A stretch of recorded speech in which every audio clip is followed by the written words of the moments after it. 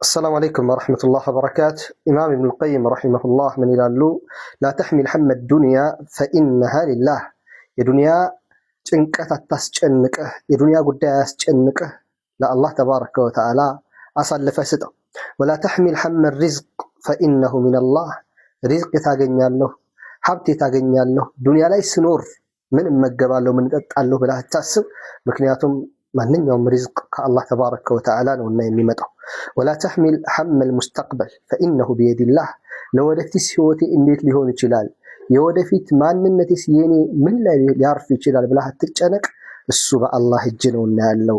فقد يحمل هما واحدا አንድ ነገር ብቻ ግን ተሸከም፣ አንድ ነገር ብቻ ግን ያስጨንቅህ፣ እሱም كيف ترضي الله እንዴት ነው አላህን የማስደስተው፣ እንዴት ነው አላህ ከኔ ሊወድ የሚችለው፣ ምን ባደርግ ነው ብለህ አስብ። لو أرضيت الله رضي عنك አላህን ብታስደስት አላህ ካንተ ይወድልሃል።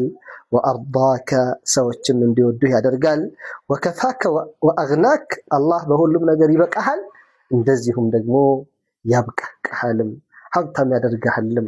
እንዴት ነው አላህን የማስደስተው ብለህ ተጨነቅ እንጂ በዱንያ ጉዳይ አትጨነቅ፣ በሪዝቅ ጉዳይ አትጨነቅ፣ ስለ ወደፊት አትጨነቅ፣ ስለ ልጆችህ ስለ ሚስቶችህ ጉዳይ አትጨነቅ፣ ስለ ቤተሰቦችህ ጉዳይ አትጨነቅ። ሁሉም በአላህ እጅ ነው ያለው። አላህን እንዴት አስደስታለሁ ብለህ ተጨነቅ ይላል። አላህ ይወፍቀህ። ሰላም አለይኩም ወራህመቱላሂ ወበረካቱ።